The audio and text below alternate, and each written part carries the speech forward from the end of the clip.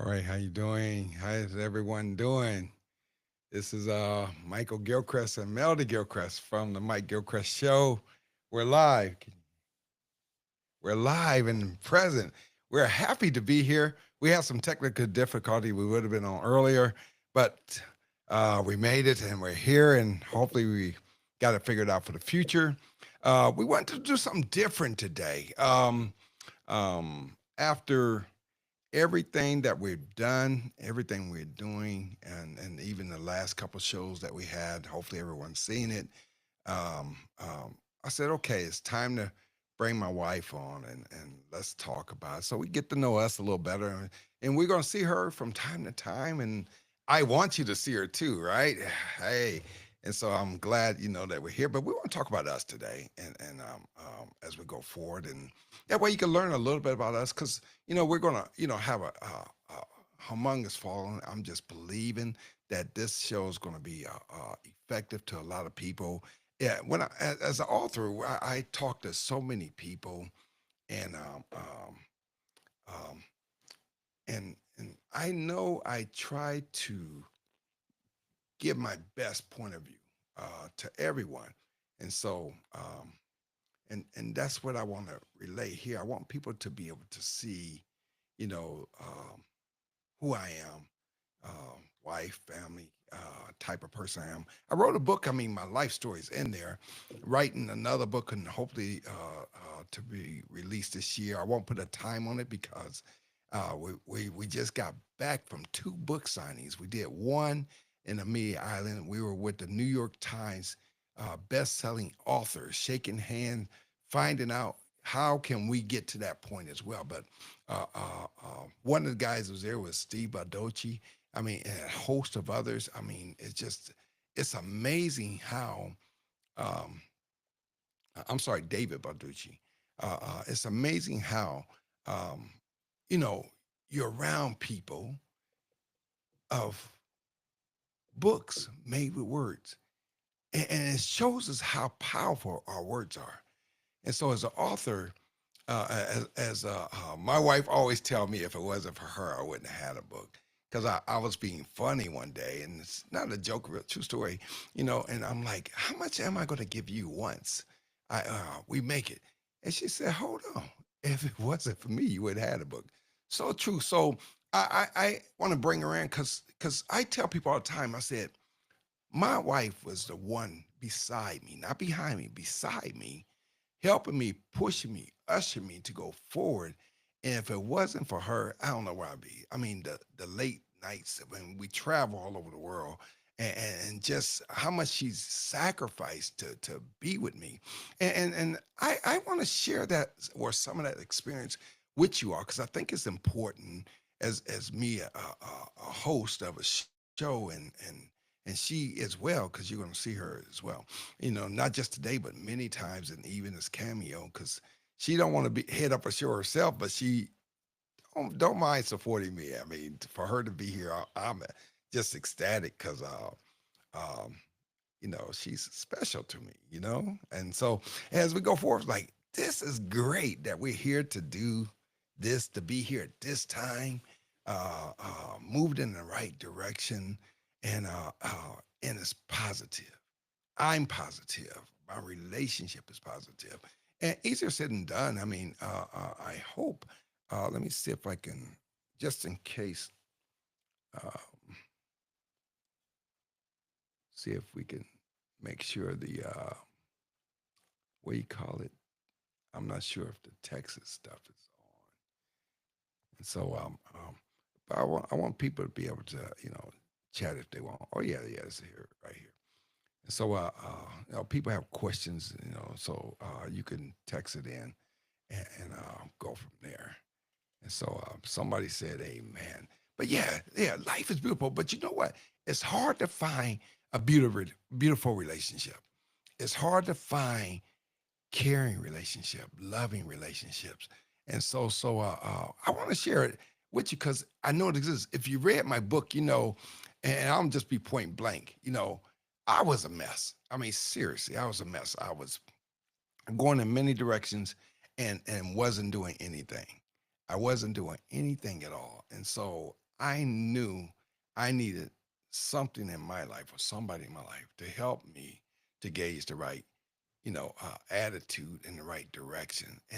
I'm not saying God. I'm a pastor, so God is the first and foremost in both our lives. And even before this, we're at church today, giving God praise, preaching the gospel. You can see that live on Facebook. But without God, I'll tell you, I wouldn't even be the person I am today. God allowed my wife into my life, and I'm able to um, make better choices, do better things. And this thing is real for me. I mean, seriously, and it's near and dear. I mean, we have a lot of fun along the way, but some things. I said, I just want to share me, and believe it or not, the hardest person to talk about or to say something for is myself. I mean, it's really hard to talk about myself, and a personal way, if you will. But I'm going to be brave enough to do it today, and with my wife Melody, and talk about some things that you may not have known.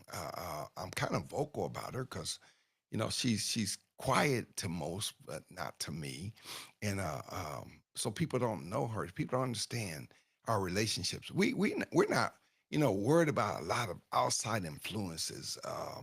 When you know what you have, you know who you are, you know who you serve, it makes life choices a lot easier. So I want to, bring this sort of introduction and stuff like that. And if people have questions, I mean, please ask. And we could go on. I mean, we don't have a time limit. It's just, you may, but we're able to go talk and folks can, share the experience after the fact and then go back and review. I have a few videos out there. And I think this is important, because you look at the person, people like, who is this guy? Is he married? Is he single? I mean, whatever. And the thing is, I've been all the above. I've been married. I've been single. Now I'm remarried, and just doing things. And difference between first marriage is 11 years versus now we just hit. Actually we're going 30 years, and so 20 years, more than where I was, and the biggest difference, seriously, is God. And I had to first learn how to love myself in order for me to love her. I didn't know it. And you know, um, I needed some guidance, some help. And so I said, okay, let's do this. And so we kind of freestyling this and we're not doing notes because we're speaking, from our minds, our hearts. And I want you to get the feel of it, and so we're speaking, truth to you all, because that's all I know how to do anyway. So I'll let my wife say hello, and then we're gonna, cover some questions and stuff. Um, and go from there. Hello, everyone. I'm Melody, Michael's wife. Um, Actually, he said we're going on 30 years. We're going on 31 years of marriage. So I have to get Amen. him. I'll say amen too. Yes, but we just wanted you all to see a part of us. Just give you a part of us and just let you know a little bit about ourselves.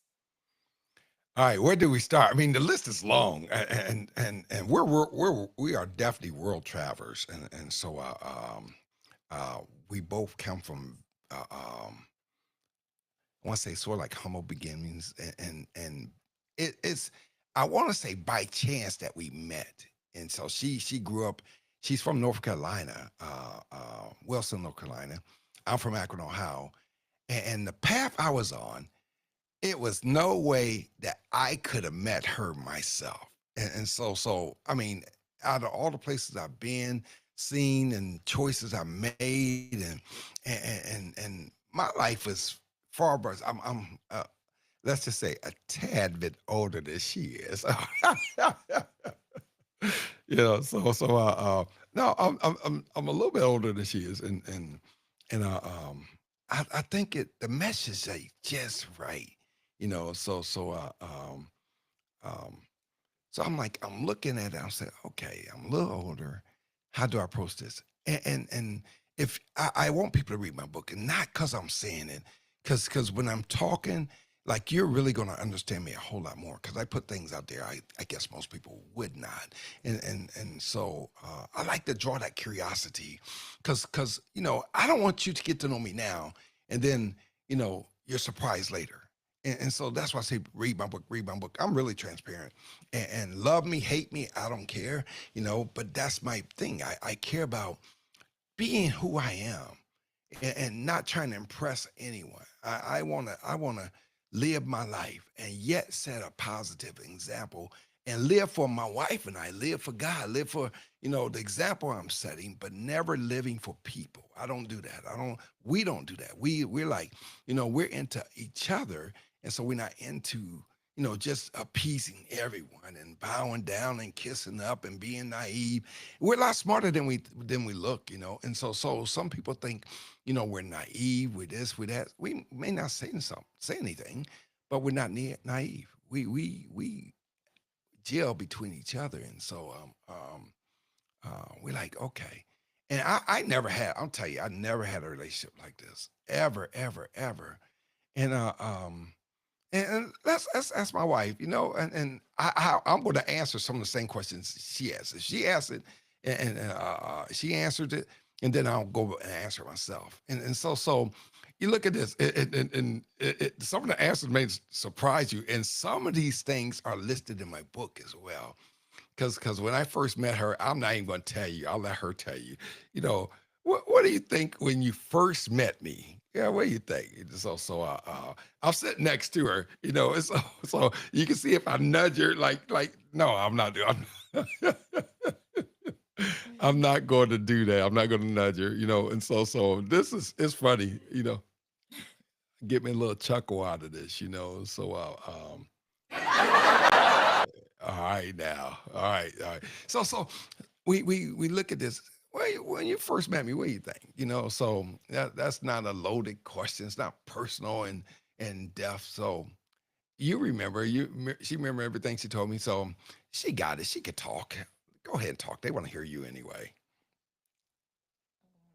I don't know how much you want to discuss, but you It's want to short version. How about that? do you want to tell us?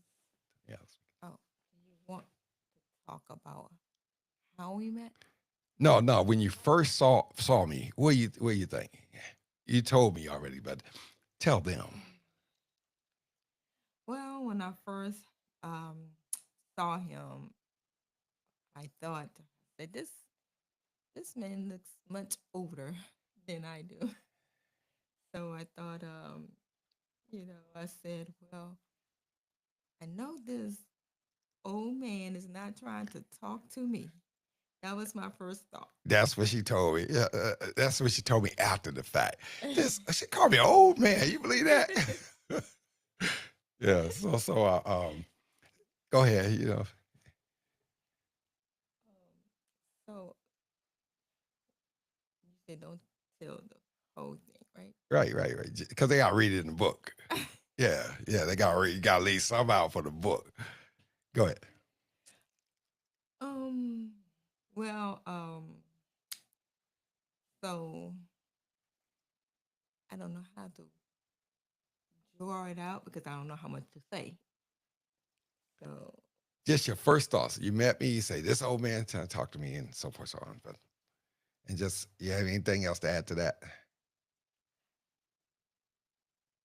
I won't, 'cause I don't know All what. right, she don't want to spoil the book because the book, you gotta read the book. The book is exciting. The book have people have came to me, and I have to add this because I talk all the time and I meet all these people, but people talk to me, and the reason we have a podcast today because we talk for hours at book signings. People say you should start a podcast because people are reaching out to me and trying to figure out more and more stuff on how to make their life better. But I had this gentleman, and this not in the book, but I had this gentleman, and I'll let her tell the story.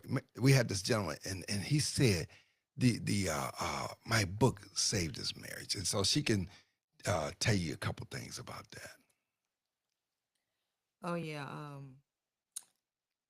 we was at a book signing, and there was um and a guy that bought a book for himself, and he said, "You know what? I'm gonna buy one for my friend too." So he bought one for his coworker, and the coworker read the book, and he found out information in the back of the book.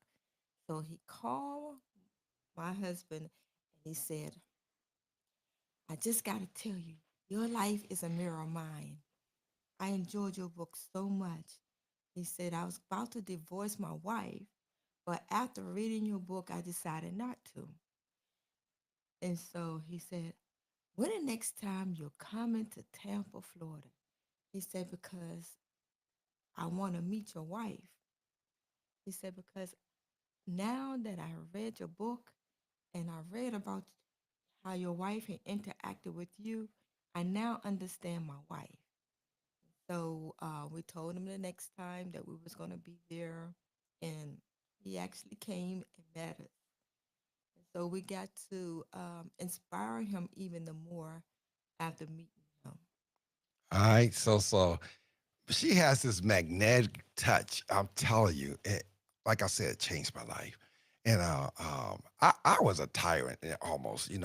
I had attitude and didn't want to talk to people. Quick to cuss somebody out.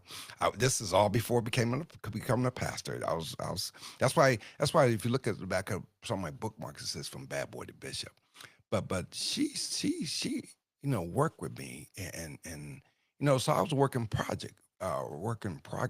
and so we I can't believe it, but our book is saving people's marriages. Like, how ironic! I wrote it from my heart, talking about the life I have with my wife, and it's touching other people. Now I'll go back to the question that I asked her, like, what did I think when I first met her?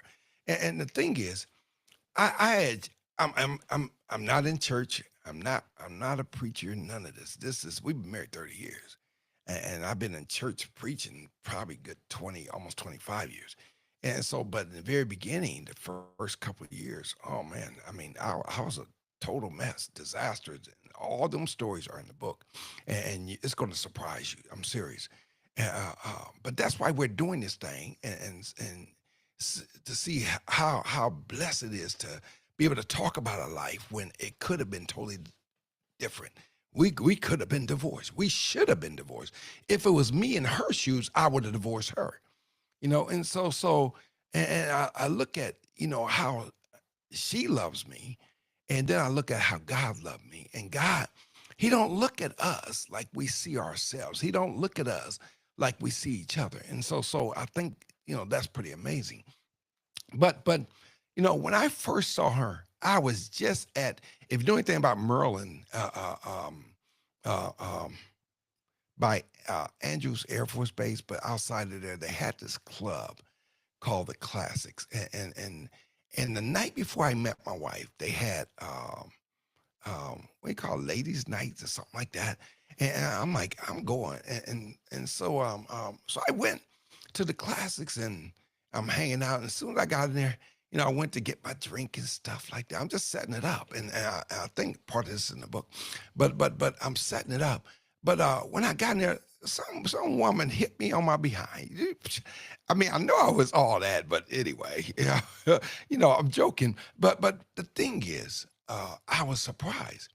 And so I did the club thing. Then the next morning, I'm on my way to the Pentagon, and we went to catch the metro. And when we went to catch. Well, I'm used to saying we because I'm talking to my wife. We everything there, but I was by myself on my way to catch the metro to go to the Pentagon to go to work, and you know, on the way there, I saw her for the first time, and when I saw her, the first thing was in my mind was I have to have her. Period. That I saw, I felt something, and then you have to read the book, but there's a reason. When I looked at her, it put something else in my mind that I knew of, but I'm not going to explain it. I'm leaving suspense because I think that's pretty good, and when you read it, you're like, wow, wow, but to say the least, I kind of knew her before I met her, and that's weird. But you're gonna have to read that and connect the dots. But anyway, when I saw her, I was like, I gotta have her. I'm serious. I'm like, I gotta have her. And I'm trying to figure out how to talk to her, this and that. Couldn't say two words because the train she stepped off of, I had to board, and so I had to get on a train, so I have time. Then I'm running late getting to the Pentagon because I'm working for SES, a senior executive assistant. So, them folks are like appointed by the president. So I'm working right there. I'm at that level, and so I had to go and get the office open because I'm her executive, and I'm like, I ran everything, just like that. But um, I was running late, but I had to jump on the train, and then as the train pulled off, I'm at the glass looking at her, trying to catch every last second. That's not in the book. So, and I'm like, she just. I was starstruck for seeing her for the first time, and it was all on my mind. So as soon as I got to the Pentagon, I opened up the office, da da da da. I pulled out this notepad, and I wrote my information on my name, my telephone number, this, and to this day, she still has the note. All right, she still got the note to this day, 30 years later. So I wrote. I was tearing up paper, posting those front and back. I was writing and tearing it up because it wasn't right. I tearing up, and I kept this paper in my pocket until I saw her again. But when I saw her for the first time, I gave her a true statement because I was at the ladies' night at the Classics in Maryland, by Andrews Air Force Base, and now it's called Andrews Joint Base. But anyway, but I kept this paper in my pocket, and I'm like, I got to see her again. I got to see her again. I got to see her again. I got to, I'm just, stuck on seeing her again. And I'm just every day I'm just paper in my pocket, and in turn I do a lot of basketball games. So I had tickets for, the Washington Bullets. It's before they became the Washington Wizards, and so I'm hanging out doing this and doing that and going to the games, and I'm like, I had two tickets, but I'm thinking I'm going to meet her again. So I had everything all set up. I had the note in my pocket, my phone number, her to contact me, and then I had two tickets and hoping to see her again. And and one day, to the Washington Bullets game, and they were playing the Chicago Bulls. Michael Jordan was playing at the time. I had those tickets, all right, for real. And so you're gonna have to read the book for all the rest of it, but it's pretty spicy, and it's like when you read it, you're like, wow, wow, wow, but I was holding out for her, and then I had, I called myself a ladies man back in that time, right? So I had options, and so I was looking at who I'll take with me because I'm like, I'm trying to get in touch. I hope I see her again. And then the time I saw her again, and I still had the tickets, I gave her a note to call me and stuff. And guess what? The woman didn't even call me. But anyway, read the book for the rest of it. But I'm like, it was pretty amazing. But when I saw her, seriously, my first thought was, I have to have her. No doubt in my mind.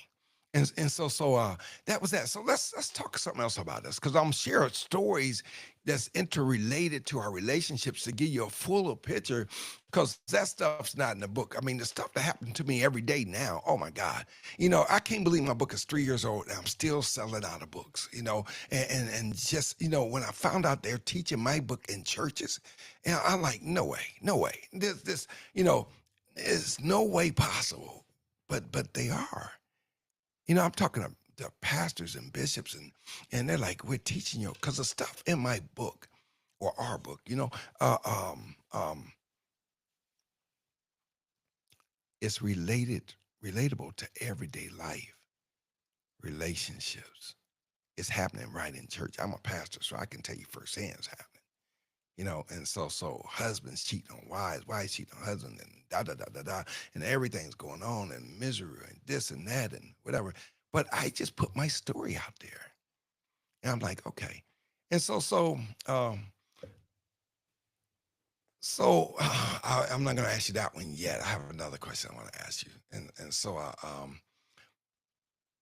what made you think that I'll answer this one first. All right.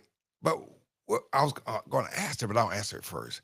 What made you think that I was the guy for you? And so in turn, what did I think that she's that way for me, right? And but I'll tell you something. If you got to read the book for the piece that I'm excluding, but I knew. I mean, it was no doubt in my mind. And believe me, I can't believe that this woman accepted me in my past. And I'm like, but I knew, seriously, that she was it. I knew. No doubts in my mind, no reservations. I just knew she was it. And that's hard to find. It's hard to fathom and put in your mind, and like, oh wow. And so I mean, I was on the move, and so I kept going to the classics. I was going to the different clubs on the military bases. I was hanging out at the Ritz downtown. They have 4 levels of different types of music. I'm meeting all kinds of people. I met a guy who sets up he's assists with the parties, for the after parties for the NBA players. And so I started telling my story. I said, I'm down here for Connecticut and da da da. I'm working at the Pentagon, and so just throwing around Pentagon, I'm telling you, it just opened up doors. And so we hooked up, exchanged numbers, and then we went from there to him knocking on my door where I was living at, because I lived in Connecticut and D.C. At the same time. I had 2 places going. One, I was on special duty, appointed by the President of the United States, uh, uh, um, and work at the Pentagon. So I had that. So I had, they give you travel and this, that, and that. So I had my own uh, uh, place to stay at and stuff like that. And so the dude, I put my information out. He came knocking on my door and giving me, at no charge, giving me tickets to the after party for the NBA players. And so I was out there. I mean, I was a lost soul, and I'm like, so I'm hanging out with these guys. I'm like, wow, and I'm telling you, it's nothing like, if you ever, you don't want to do it, especially in being in church. I wasn't in church, and so, uh, uh, uh um, it was like going to a restaurant, and it's like all you could eat, and the whole buffet. It was all kinds of people there, business owners and this and that, millionaires, this and millionaires that, and I'm getting numbers, and I'm like, and import export business. I mean, some of everything, and I'm like, I'm in the mix, and so we look at that. I'm like, wow, I never thought one person can come into your life and take all that away. And it wasn't even a force. It wasn't even, she didn't come demanding. So some people get in a relationship and they're like, you better do this, you better do that, you better do this. And I was separated from my wife, and living with different people, and then I finally got placed by myself, and I was living the life. And so I thought, but even out of all that I was doing, something was missing. and I'm sharing that. So, uh, um, like, how did I know?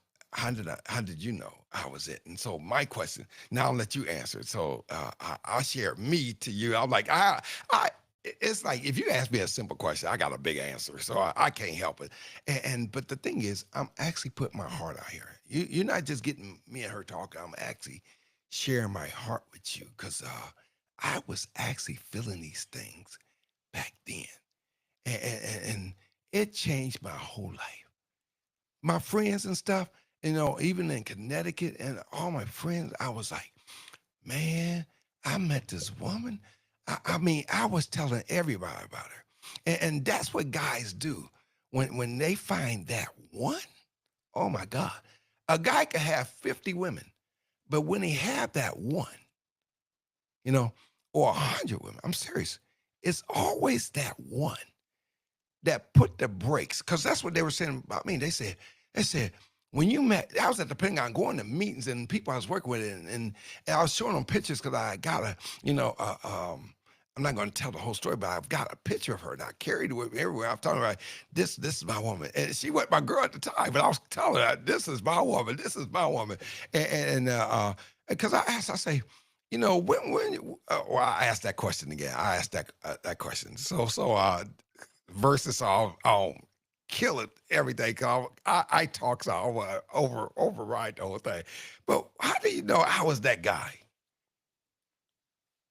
Well, um, in the beginning, I did not know. So I put you through a series of tests in which you passed. Um, so first of all, I talked to you over the phone for 2 months before I even met you. I didn't give you my phone number or anything. You wanted my number, but I told you no, I'm not giving you my number just yet. So after 2 months, I decided to give you my phone number. Hold that thought. I used to run home from the Pentagon every day and hope the phone rang. All right, I was running home, and I'm like, and I had other people, relationships going on, and I was running home just to hope that she called me. I never did that for anyone. I mean, never. But go ahead. Yes. And so on the day that we met, um, I was totally not even interested in you. Totally. Oh Lord. Oh Just God. totally not interested. And, that was my first day on our new job site. So we had to report to a new location, and that was my first day to report. When the day we met was my first day to report our new location. And so the second time that I saw you, I was waiting on the waiting for the blue line train. Um, I was on the platform, didn't know nobody else was on the platform with me that I knew. And you gave me a note. You slipped a note in my hand. I didn't even see who put it in my hand until you was on the train waving at the window, waving at me. And I was like, who did this? And I saw you waving, and I said, oh, he did. And so I heard this voice. I went back a little bit, but I heard this voice um, coming behind me saying, I saw that, I saw that, I saw that. And so I looked around, and it was a coworker. Yeah. And so she saw you give me the note. And then she asked me one day, did I ever call you? And I said, no. But yet I kept his number.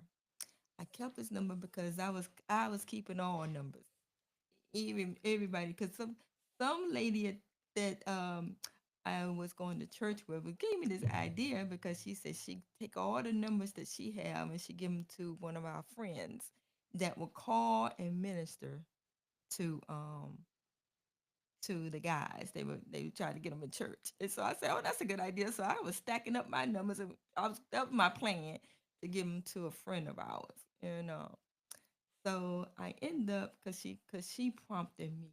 Uh, she said you should have called. You could have just called them and tell them you wasn't going to go to the game. And so she kind of like prompt me to call it. And so that's when I called you. And um, we talked on the phone, like I said, for 2 months before I gave you my number. And then after that, after the 2 months, I decided to go out with you to a movie. And after that, I was putting you through a couple of tests to see if you could pass my test, and you did. And so here we are. I see that. And the thing is, opposite attracts. I was attracted head on when I first met her. She called me an old man. I wasn't an old man, and I was I think early 30s, and but she called me old man, and I'm like, I mean, I had it going on, and not that I was big headed. I was call it whatever. I was vain. I was this. I mean, just call it. And so we look at it and said, okay, who am I? And so we're sharing this, because we think this is important to help people because people jump into dating and they don't get to know. I mean, she was testing me out. I told you I was running home hoping she called. And she got this thing now. She said I was traded. I mean, she got this thing like guys don't know. Guys are oblivious to when women got game. That's this type this and that. But I'm saying she changed my life. So we're asking these questions because we look at because people want to know how did y'all meet. I mean, we get this all the time. When we first met and we first got married and even the proposal, people like, how did y'all meet? How did y'all meet? We at church conference and we're talking to people and sharing, how did we meet? And I said, you know what? When I looked at how people looked at me and how seriously they were, serious about how we met, I said, you know what? It was a push, a dagger to say I should write a book. Because when I look at their faces, because people want love. I'm serious. And sometimes we don't know what love is, but when we see it in others, then we're able to say, you know what, I want that. And I look at people and I look at couples. I like to look at old people walking down the street holding hands. I'm like, wow, I want that. And my wife does it all the time. She said, that's gonna be us. And for her to think the way she does, it's different for me, if you will. Because I went through most of my marriage, most of my life, most of whatever you want to call it, even my early days of being in church, I always thought I was never good enough for her. Seriously, because of the past that I brought, you know, uh, um, because of the past that I brought, I never thought I was good enough. But you know what? I knew this. After being married the first time, I was not taking less than what I wanted. I was not taking less. I tell people, I say, especially married people, and I give this advice because I do coaching and stuff as well. And so I tell people, do a list. And I knew I was not going to accept anything from anybody that didn't make the list. Because we can save ourselves a lot of problems and turmoil if we marry with well, I talk to guys today. I mean, my book's on there, it's like an open door. My book and everything, it doesn't matter. It's not a black thing, it's not a white thing, it's everybody. And guy, I had a guy, he said I was married 13 years. He said, I'm not happy. I'm not happy with my wife. It's nothing going on. We don't have the money stuff. We don't have, infidelity stuff. It's not, he said, I talked to this guy. He married 13 years. And he said, you know, he's not in love. This stuff's not my book. This is my book signing stuff. I have a lot to say, but I share this because, and that's why I'm sharing our love story, because that's what it is. My book, we tell them is drama, it's inspiration, and a love story. The love story is us. And it wasn't an easy love story. You have to read the book to really drill down and say, wow. You're going to say, wow, I guarantee it. And the thing is, nothing about me is normal. Absolutely nothing. You can't look at me and say, I got this guy figured out. No, because I don't even have me figured out. I have spontaneity. I'm spontaneous on a lot of things, and it even surprised myself. We could be sitting here, and I say, hey, babe, next week let's take a trip. We're gone, just like that. Seriously, I'm really spontaneous, and if I need a break, we gone. I'm retired twice, and so I don't have kids. I have grandkids, and so we tied to each other. People have gotten married and they unhappy. They have relationships, they're unhappy. And they deal with it. But guess what? I talk to guys 60 years old, and these guys say, I don't love my wife, or I'm about to divorce her. I mean, I get some of everything. Because people are like, how can you? Folks were just waiting for the kids to get grown and then they leave. Because the wife and the husband grew apart. And so I do things. I do like we were asked. My wife and I were asked, and so we're waiting for it to come together.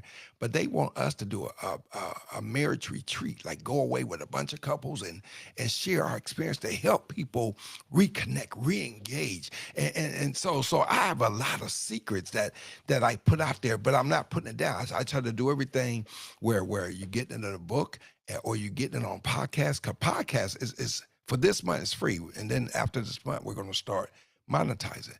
And so I want to put this thing out there. And somebody have a question. It says K. It says, well, let me put it out so you can see it. Hold on. Where's my mouse?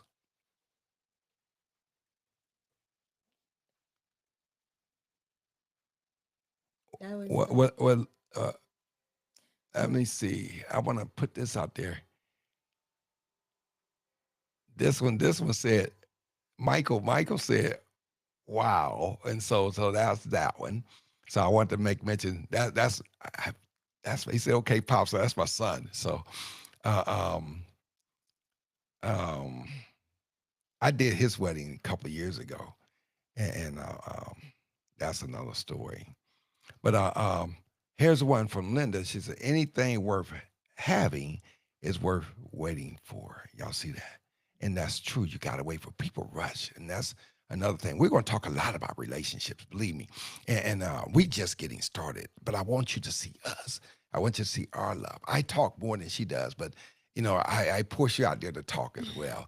But this is the question I want to get to.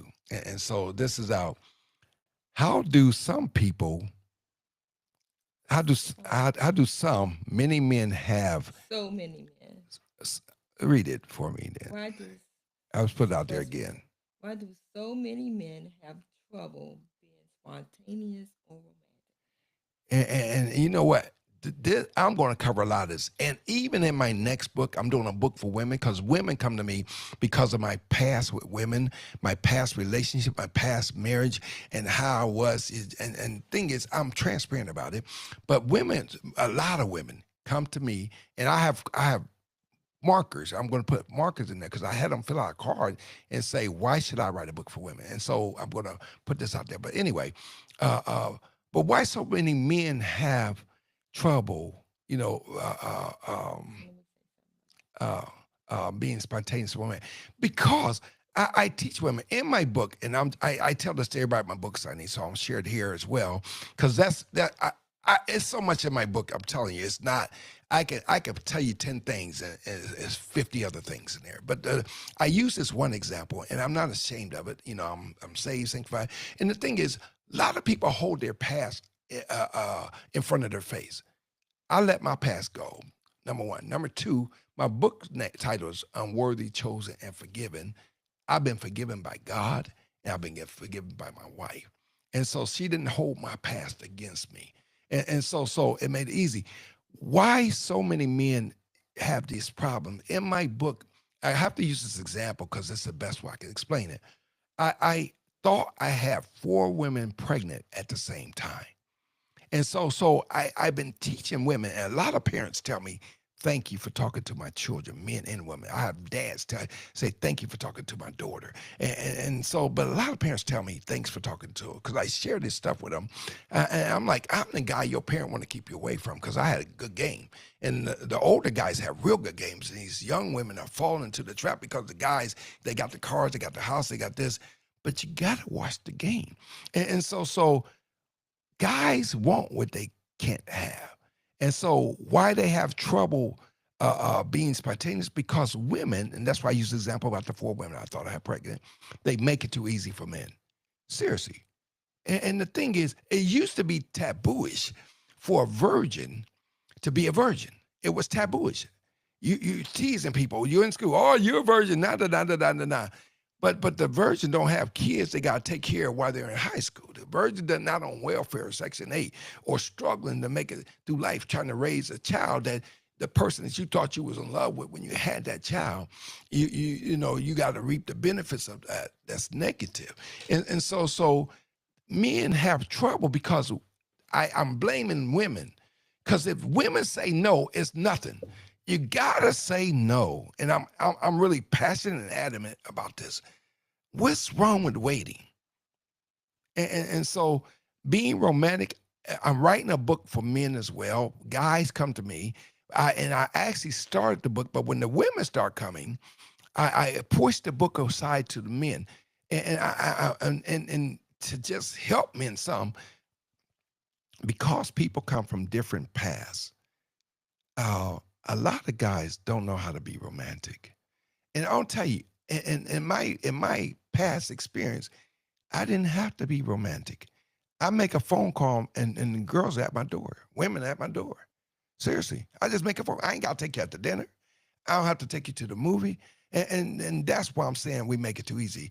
And that's why I say we have to have a standard. Every woman out there, and whether you're, in school, out of school, high school dropout, whatever your status is, you're divorced, you gotta keep the goods. People call it, they say, and the way I talk, they say, your cookie. Yeah, you gotta keep your cookies. And guys want to have. And when you give it up, that's why guys, you don't make a guy, be romantic. You don't make a guy have standards and values about you. When my wife went to the movies, and you'll see in the book, I couldn't put my arm around her. She set the standard. I couldn't hold her hand, and so I had to work for her, which made me become romantic. Because I'm like, guys are boring. They like, oh, I'm gonna play ball. I'm playing video games, and so if before you meet somebody, the guy ain't the dude ain't romantic, and so you knew when he's playing his video games and this, that, and other, and you bringing in the groceries, and he on the couch, hey, babe, and don't bother me. I got my headphones on. I'm ignoring you. I don't know why so many women stay with these dudes and all they do is play video games. I don't get it. Seriously, they're not romantic. And the thing is, I'm passionate about this because a lady came to my table. Where were we? Where were we? Was we in Tampa or Fort Walton Beach? We do so many book signings, but she came to me, and I think we're Tampa to Fort Walton Beach, probably Fort Walton Beach, and she said, her husband remarried, and she's all this in love with her husband. And I ain't gonna give you the details because she was miserable. And I'll give you a good example. If you ever seen the movie Colored Purple, and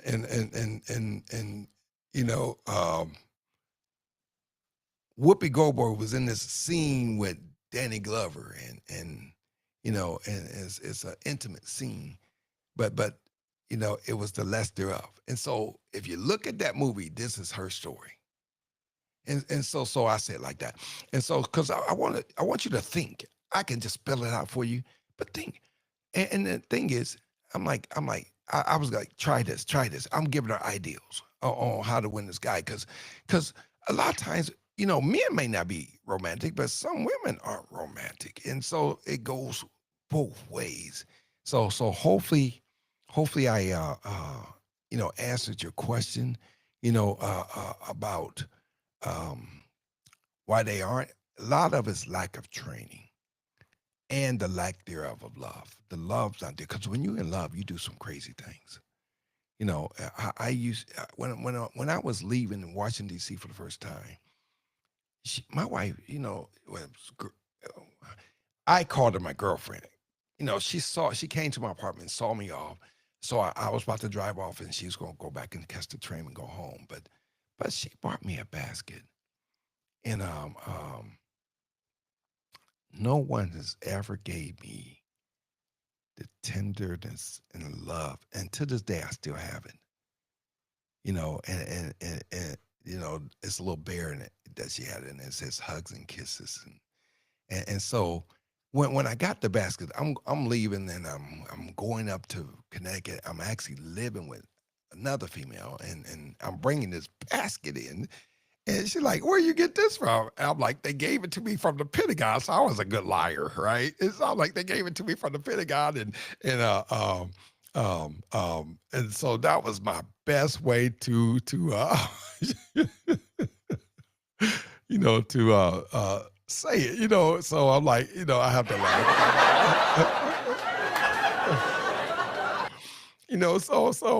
I was lying, but I got it from her, and I'm like, I got the basket, and so the female, and you can read it in the book.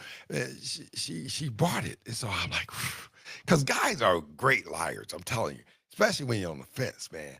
And I was nice because I'm like, I didn't want to put my stuff out, and sometimes we set ourselves up for failure in relationships, and by me sharing my stories and sharing stories of other people, I can't give names, but I can tell you because I deal with this all the time. I do a book signing. Every book signing is something. Seriously, every book signing is something. But but uh um um but I hope I answered the question why guys aren't romantic and stuff and lack of training and a lot of times women you got to set the standard. Seriously, because if a guy meets you, how you say it, as soon as he meets you and he's single or not single or whatever, right? He want to get with you. End of story. Period. And so I met women and they had a high standard and wasn't nothing happening. And so I love that. I love it when a woman knows herself. And so when I met my wife, she knew who she was. And you know, let me ask you this, and what do you think? I'm changing the subject, and I don't know if I. Let me see if I answer any more Let me questions. go back to Oh yeah, she had a comment to make, so let's make the comment before I asked her. okay. Let me just add on to what was the last question you asked me about? Oh, when did I figure that you was the one? What's the Yeah, next yeah, question? yeah, yeah. Okay, so Look at oh, okay. So one thing, uh, okay, he was romancing me, and I like that because nobody has ever treated me the way he has treated me. I even told my ex, I talked to him on the phone and was like, "This man treat me better than anybody I ever met." So I was telling him that, and he said, "Really?" I said, "Yes." And so that's the one good quality that he had. He had other qualities that I loved about him. I loved the way he treated his children. That was another one. I said, "Oh, he'll be a good father." So I was just scoping him out, and just I took my time to check him out. And a lot of women, they rush into things, and I but I was slow rolling it. I was slow rolling it. I was trying to make sure that he was what he was portraying.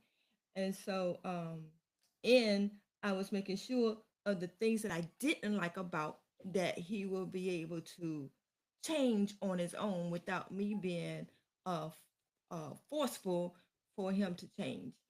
And that was important for me. I wanted him to change on his own, but I was testing him throughout the relationship to see if he was willing to change on his own. And so when I start seeing him, change, I may uh, say, "Oh, why do you do this?" I may ask questions instead of saying, "You need to do this" or "You need to do that." I would just ask them why.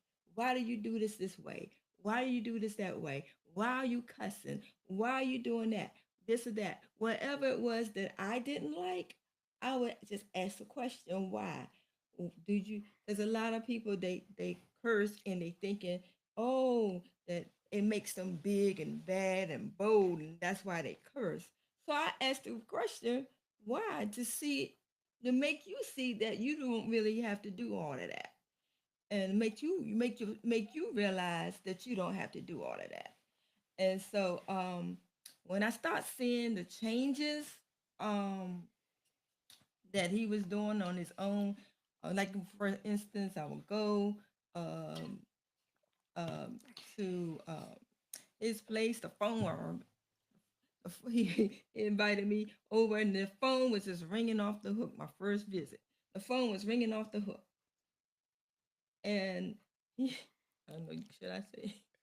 But anyway, but the phone was ringing off the hook, and so I I waited till he get off the phone, like one call after another, one call after another, and the first call, he was like, "Oh, I'm on my way out the door," and so I'm like, So the next call, I said, "Okay, tell tell him the truth." And he said, "Hmm." I said, "Tell him the truth." I said, "Tell him you have company." So I'm testing to see if he would do that. Tell him you have company. And so he did. He said, "I have company." So I'm trying to see, can you change to be truthful, to be honest? Can you change? So that's the one thing that you had to do. You had to test with, just like you test and you try different products in the store. You got to test the man out. You got to test that woman out. You got to test them and see if they are going to bend or change on their own. And then the next thing is, um, he started getting rid of his old his albums, his records, the music that he loved, because he wanted to change. He wanted to start going to church. I didn't tell him to do that. He was doing it on his own. And so that's the thing, that a lot of I keep forgetting about this microphones, but a lot of women, they don't test. Uh, they don't test to see what the guy is really made of. They just jump into these relationships and don't test. I mean, I know people come with baggage, but I want to see, can you drop the load? Can you drop the baggage? And that's what you have to see. Sometimes, in a relationship, you're not gonna get everything 100% off the bat. And so it's about give and take. And a lot of women, they waiting for that perfect man. Nobody's perfect, but are they willing to change? Are they willing to strive for perfection? That's what you need to be. That's what you need to see. Are they willing to strive for perfection? And if not, if you don't think you can deal with the baggage, drop the baggage off. Hey, but test it out. At least test it out. Yeah. Wow. Wow. She had a lot to say. And no, I'm looking at this and it says, Linda, she said, no, don't open the door too soon because you may not know what's behind it. And so that's true statement. Is totally true. A lot of times we open the doors too soon. And the thing is, I wanted to change. When I met her, I wanted to become, a different person, a better person. And but it was not until I met her. And so I see another question here. Um, it says, how long should you wait for a man to change? And the thing is, I think relationship is you don't go if it's think of a student in school. If you in the kindergarten or pre-kindergarten, you don't go from kindergarten to 12th grade. And so people want already made relationships. And I've been married before, and even if you look at my book, and I almost killed my first wife for real, literally gun and all, and I didn't know any better. Today we're friends. I tell people that. I say when you read, I say today we're friends, and so sometimes, I should have never married her. I wasn't ready. I was 18, 19 years old. And I got married. I knew nothing about being a husband, a father. I had a son already, with her best friend, with my ex-wife best friend. And so I didn't know how to be a father, but I love my son, and you'll see that in my book. I have a couple sons out there, and I'm like, the mother and I, like the other son, I married his mom, and she was best friends to the other one. They were best friends, and I didn't end up with either one of them. And the thing is, I didn't know. And the thing is, like the question asked earlier, how do a guy know? A guy doesn't know, but when he meets that one, he cleans up his act. It's like the light switch goes off. It's like when a guy meets that woman, a light seriously it goes off, and you can't just jump into a relationship and um and go, you know, it's on. No, it's a work in progress, highs and lows. I mean, my wife and I, we got 31 years, right? In July. And the thing is, we grew together. I don't like everything about her. She don't like everything about me. I get on her nerves, and You get on my nerves. yeah. So I get on her, she get on mine. And so we look at that, and the thing is, if I get with another woman, guess what? I'm gonna get on her nerves, and she gonna get on mine. I don't have problems with her, and she don't have problems. It always better in the beginning. The beginning of any relationship is great. That's true. But after people take off their mask, you get to see, exactly where they are. And so it's no perfect relationship. You got to work on it. You buy a gift, you still have to wrap it, but you have to unwrap it, which is sometimes you need scissors, and sometimes people got problems. And when you unwrap their situation, it's probably more you can handle because you didn't take the time to get to know them. You didn't set your standards, and I'm going to talk a lot about this because people are hurting. They don't know. People don't want to be alone. They're hurting, and they don't know how to get engage in that next person. If you present yourself right, I'll tell you when I went to worked at the Pentagon, I wore a suit all the time. On Fridays, I didn't wear a tie. And I didn't have to wear a suit. I could have wore khakis. I could have did this, but I'm a pastor as well. Whoever I talk to, I'm representing. And so I want people to, if they come to me, and it happened all the time. I was teaching Bible study and stuff like that, Pentagon. But what you look like is how, I don't care what they say, is how people perceive you. And if you look like junk, people may be nice to you, but they won't confide in you. They won't invest in you, whatever. You have to always wear your best foot forward.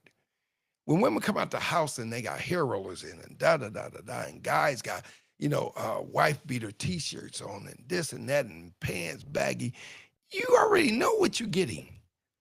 A zebra does not change its stripe. You hear me say that. That's one of my words that I say. And so we look at it.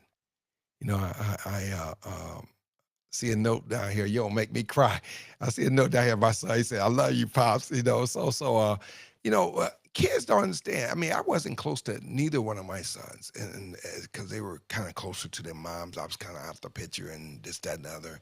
But my sons, I never know, my reality to them because and a lot of times kids don't understand it because you're not in love with the mother. It doesn't mean you don't love the son. I've been misconstrued, but I bring it out because I'm like, love me, hate me. I'll tell you who I am. And so I didn't love the moms. I didn't know how. I didn't know what love was. I did not learn truly what love was until I met my wife. And then the one thing I didn't know how to do because I came from a broken home. I watched my pops do, him and my mom and going at it and this and that. And, I came up, I just talked about domestic violence. I came up in that. And so I never knew love until I met my wife. But even before that, I did not know how to love myself. Seriously, how can I love someone? And it wasn't until we had marriage counseling that I learned to love myself, and therefore I could love my wife. And people always say, "I'm love you, I love you, I love you." But what is love without God? If you truly believe in the Bible, and the Bible says God is love, people in convenience with relationship, they living together and cohabitating, this and that. They part-time livings, and then they sometimes you have friends with benefits. All that's a waste of time. And I'm just summing it up because I'm on my show and I have, certain amount of time to be here. I can't believe I've been here over an hour and I'm still not done. So this is great because people listen to podcasts and I'm all over Spotify and this, that, and the other. And so YouTube, Twitter. And so you can play this, stop it, pick it up and whatever. So I want to continue. I could do another show, but you're not going to get the feel. I have time. I don't work tomorrow. People do. Some people may get off. Some people may come on, whatever. But this word's going to spread because people need to hear this, and so eat from the church, from whatever.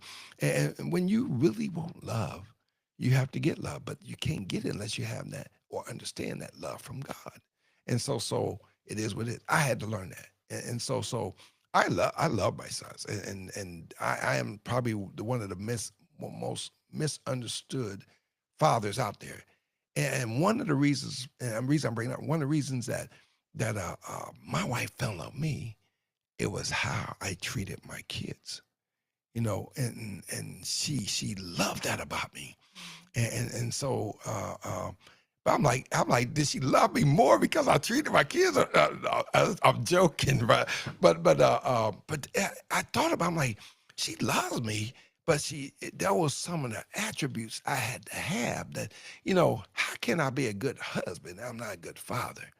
And so I was misunderstood. I'm like, I tell my kids to call me, and a lot of fathers say they want the kids to call and they don't call, and they don't call.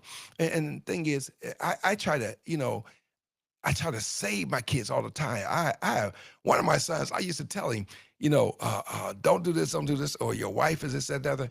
And my one son, my oldest son, he had a wife that was old, that he was married to before. I couldn't tell him anything, just like I can't tell. It's hard to tell people things about their future because they don't listen. I couldn't tell my son because everything I told my son, he was close to his wife, so he told her, and then me and her, I call her my daughter-in-law from hell, seriously, and that's the best way I could describe her. But that's how she represented herself. Beautiful girl. She just didn't know how to communicate to me. I mean, I don't take being disrespected lightly when I'm a parent. And I believe even if my father and mom didn't, get along that well, and my dad was not the fatherly type, I always respected him. Did up until his death, and then I did his funeral. Seriously, and so you have to understand these things of what makes us up, who we are, why we the way we are. All right, and so it's pretty amazing. So how long? I hope this I answer that question. How long you should wait for a man to change? And the thing is, it's an ongoing process, but he gotta meet your criteria first. So I wanted to add that to that because I know I answered the question, but he got to meet your criteria. If he don't meet your criteria, you don't care if he don't change. And a lot of people don't change. We think we they had changed, and the stupid thing that women do, they do is they think once they get with somebody they change. No, guys don't change because they get with you. They change for that moment. And then you say, I thought you were different. I thought you was this. I did a lot of, you see that in my book. I wasn't changing. I wasn't ready to change, you know? And so that's what it is, you know? And so um, Linda said, sometimes people need someone to teach them how to love. Well, I think every relationship's different, and so a lot of times I think that the path to learn to love should have been captured in your family, mom and dad. But homes are broken. You have some moms raising kids, some grandparents raising kids, and so a lot of people have been raised by their grandparents. So they get an older, more stable sense of what it is. Some people have been raised without fathers and this and that, and so we should have been watching that before I didn't know myself.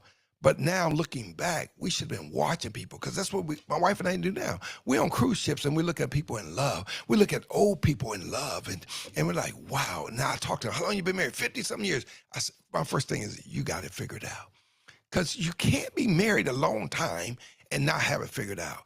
You can't get to 30 after the past I had, and you look at how long I've been married the first time. People like, wow, wow, yeah, you are something else. But when I say I'm married 30 years, they're like, whoa, what's the secret? Now I have a testimony. I have true facts to say I figured it out. You know, and let's change the subject. What do you like about me? I like that you're spontaneous. I like that you are fair. You, yes, because we work together good, you know. So you don't just put everything off on me. You're a hard worker, and that's what I like as well. That you work hard. And you really dedicated and committed to whatever task you're working on, and you stay up.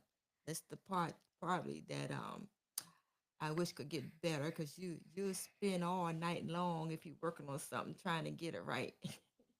Including my computer when it breaks down, you'll be up to 5 o'clock in the morning because it'll bother you if you don't get it done. We just bought new computers, so we don't have that issue now. We have the some of the best systems out there now. So I got actually the one I'm using now is my iMac Air, and then we both have iMac Pros. But before that, Lord have mercy. Yeah, yeah, we were working process. Her computer just shut down, and I stay up all night, and because I won't rest. My mind just won't stop until I'm like I gotta get you up and running, and we have that for each other. It's not just me to her, but go ahead. Hmm.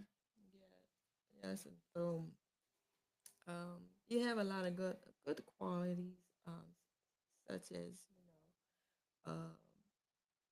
you're very attentive, and you will always you don't just look out for yourself, but you look out for me as well. And then some people, they all for self, but that's not you. You're not all for self. You will always, look out for me. Sometimes you put me before you, and vice versa.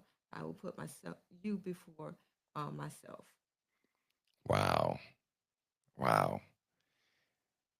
That's amazing. And I mean, I think it's important um, that you give, like people getting married, and a lot of people don't want to get married. I think it's stupid not to be married, seriously. And that's just my personal opinion. Live your life however.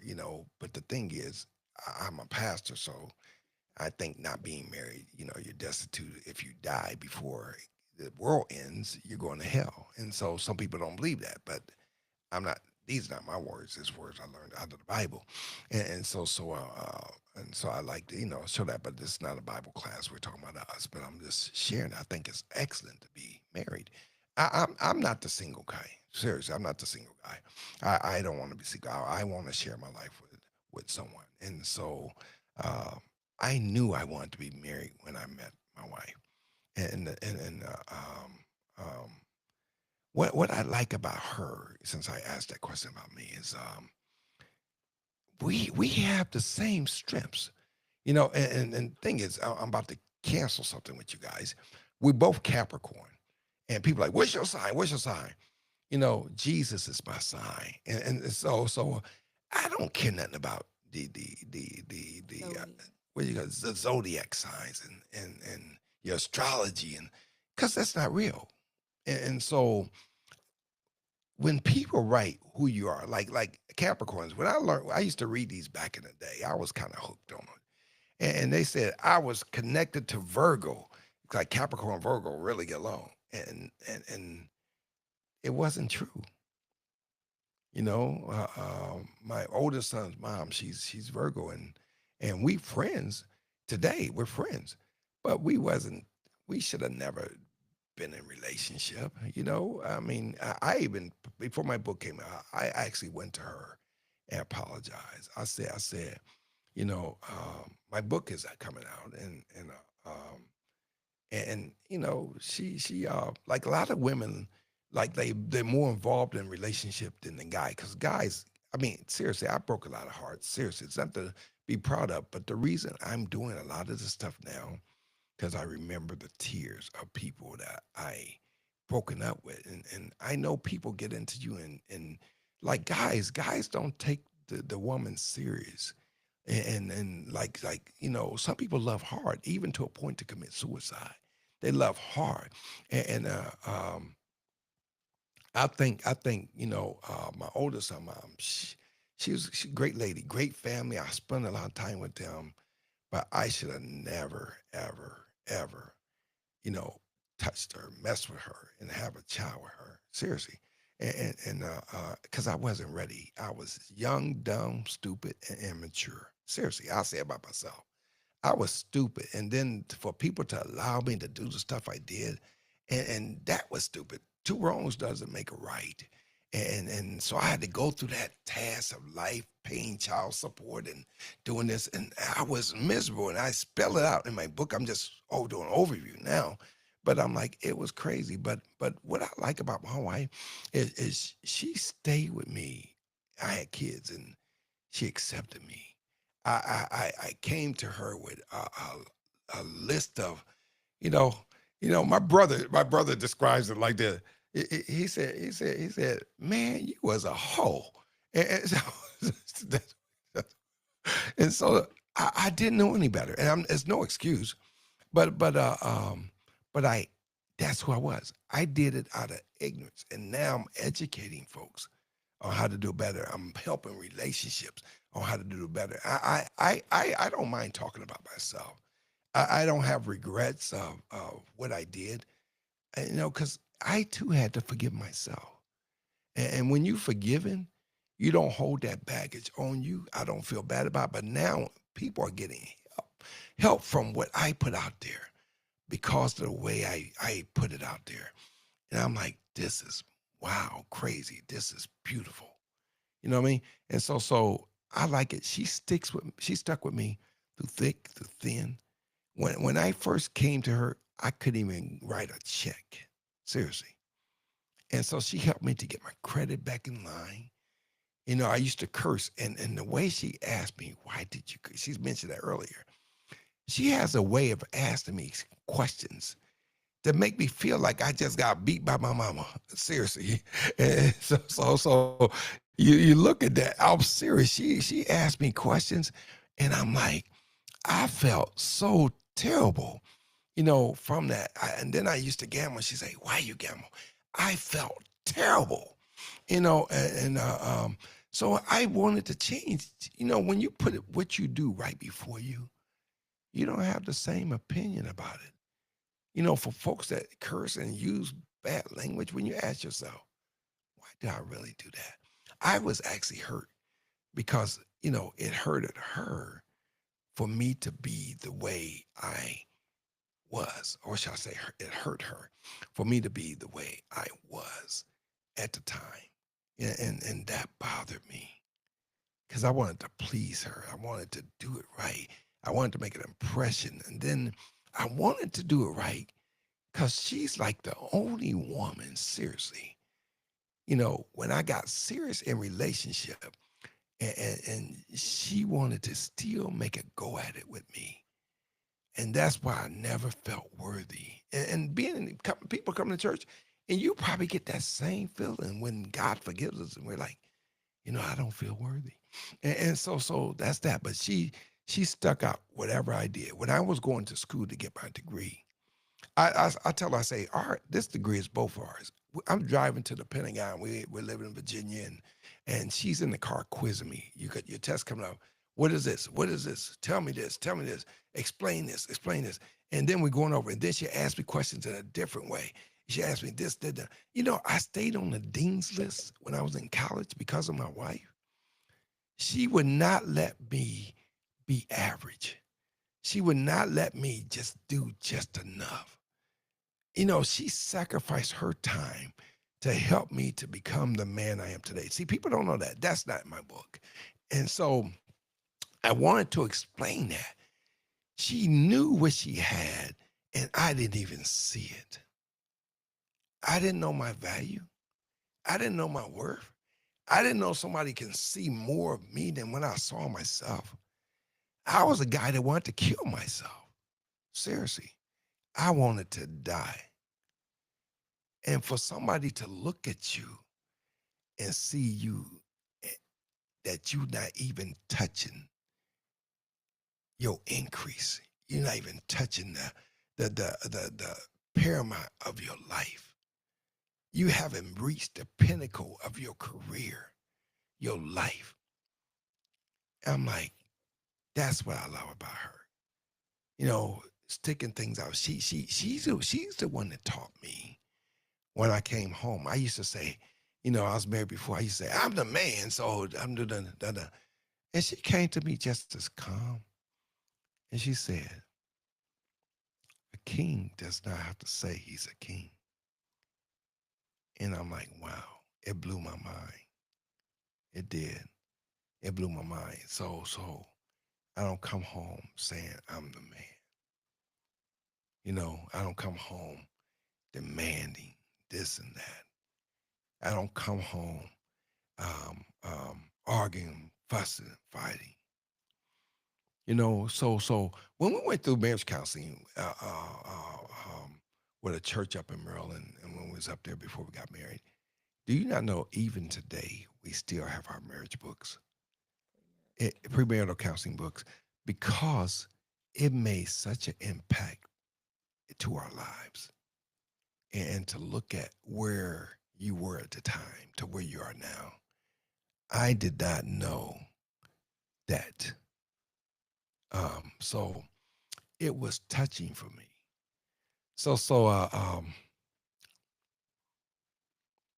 she says she likes the spontaneity of me. And the thing is, when I met her, one thing I did, and she could hold me this, she's right here. Uh, um, I told her, meeting her, I said, one thing for sure, you would never be bored with me. And are you bored, huh? Nowhere close. I have to, hold on. I have to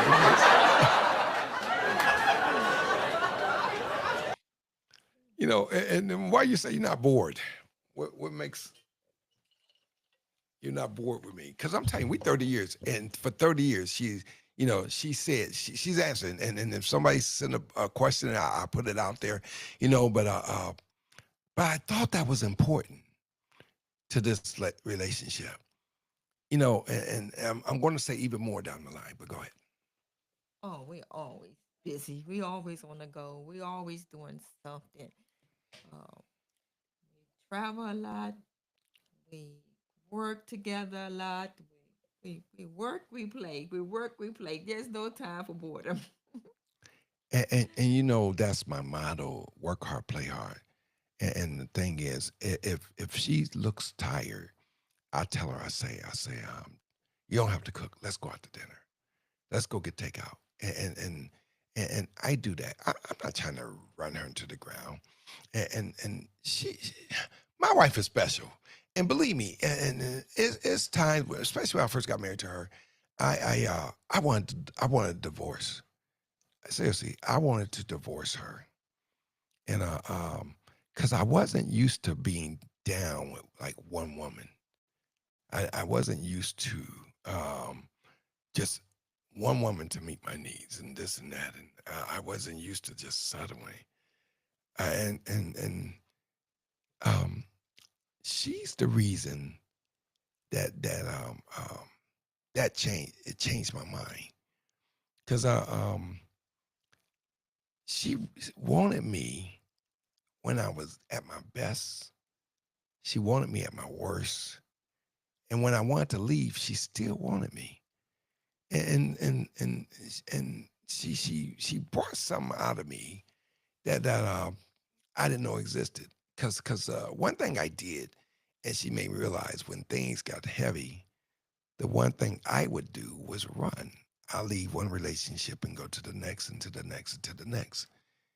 But with her, when she made me realize that I didn't run.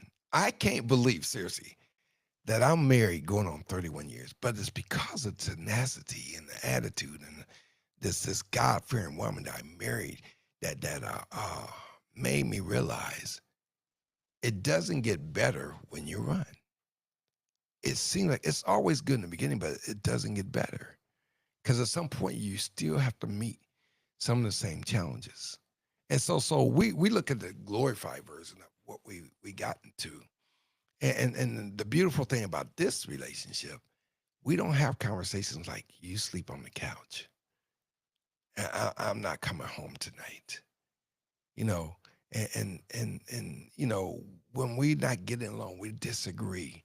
I still open the car door for her. You know, I still get a massage. I mean, some people don't get this. It's not stuff we ask for. She don't ask me to open the car. She don't ask me to look out for her. She don't ask me to do all these niceties, these type things. And I don't ask her, but that's what she bring to the table. And so I tell people when, because believe me, other women get interested in me, and other men get interested in my wife, but I tell folks, I said, why would I leave a and you can use any car, Jaguar, Mercedes Benz, Maserati, whatever, right? And go to a Volkswagen. Makes no sense. And so regardless, if my wife can forgive me of all the stuff I've done, even in attempted stuff that I was going to do that's in my book, uh, um, anybody could get through anything. Seriously, because I brought a lot of baggage. My wife talked about baggage earlier, and I brought a lot of baggage to this. And so, but she just received me. That's one of the best things. I think that's probably a gift by herself. She received me for who I was and not for who she wanted me to be. She didn't want to force change because when you force change, change doesn't last. And that's what she said earlier. But change happens when it's from the heart, when you truly desire to want to change, to be special and neat and there for that other person, for your spouse. It's amazing. It works. You know, uh, uh, you have to go through struggles, good, bad, and different, because you would never know what your relationship is made of. And I'll tell you, if my wife was the type of woman that demanded me to do things, I would have messed up a long time ago. Seriously. I would have cheated. I'm serious. I can't be under that type pressure, but she understood that she won me with love and kindness. And I'm a resilient payback kind of person, right? And so I believe in getting evil and having my way and this and that. Seriously, but with her, she where it should have been a struggle for me, she made it easy. And I didn't want to do those things. And then when I got in church, now I don't be faithful to her because she's my wife and we're committed to this relationship. I'm faithful to her because of my relationship with God. And that's one better. And so I think that's important that we get to know who we are with God. And as a pastor, I told you early on when I did my introduction to myself about myself, I said, I'm going to talk about God. I'm not trying to convince people to be saved, but I'm saying I needed that in my life for me to be the person I am today. And so I thank God for somebody sharing that dream, our dream together, our successes together. I mean, we're on the same page, and what I have, I'm telling you. I mean, she's not even a jealous type. She talked to guys, and I'll tell you, before I met my wife, I used to be jealous or get jealous or jealous a little bit or whatever, right? But being married to her, I don't have that. We don't have that junk in our relationship. We don't have that jealousy, where I can't think straight, I can't live straight. What I don't do? Oh my God, So we don't have these tantrums and things you don't know, and then she's unsure of herself, and she's gullible and this and that. She's secure in her relationship because I asked her. I asked the question and I asked you again because you already know the answer to it. But I asked. I said, for the past that I have, why did you trust me? And she's here, and that's not in my book stuff. I think that's an important question because people get in relationship. A lot of people, if they listen to this podcast, I think they are reassess their relationship seriously. But seriously, these are questions women don't know how to ask guys, or know how to bring it out. But I want her to answer because I know the answer already. But why you trust me, and with a past that I had, even prior to me becoming a pastor, I've been preaching over almost like what about 25 years. But before that, why you trust a guy like me with a past like that? Go ahead. Your past was your past. It had nothing to do with your future with me. I I trust you because you never gave me a reason not to trust you. Right. Anything you want to add? I won't cut you off. Okay, but I wanted to. I don't know if Kay is still on here. What was her question earlier? Oh, I can see. I don't know if I can I get back to it. I think it was something about how long should you wait for somebody to change or something similar. I don't know. Yeah, I I don't see think it it was how long you should wait for someone to change. Um, it's kind of like two. right here. Yeah, that's it. Yeah, I'll put it up there. yeah. It's kind of like twofold question. So if you married, is different than being single. Um, so if you're single, um, I wouldn't wait that long because I will wait. Just like I told you earlier, you have to see signs of change. Don't waste your time. If you don't see no signs of change, don't waste your time Run. because because if you don't see any signs whatsoever, they they not going they not and you it's telling you they're not willing to change. They're not going to change. Run. Yeah. So for me, I needed to see signs right off the bat. Right off the bat, I need to see that you are workable. I can work with you. And if I can't work with you right off the bat, then um, goodbye. Because you don't have that kind of time to waste. If especially if you're trying to get married, you want to be married. Don't waste your time.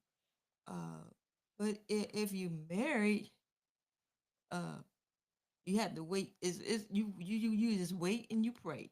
Is because it's commitment that you make when you get married is different than making a commitment with somebody that you're dating.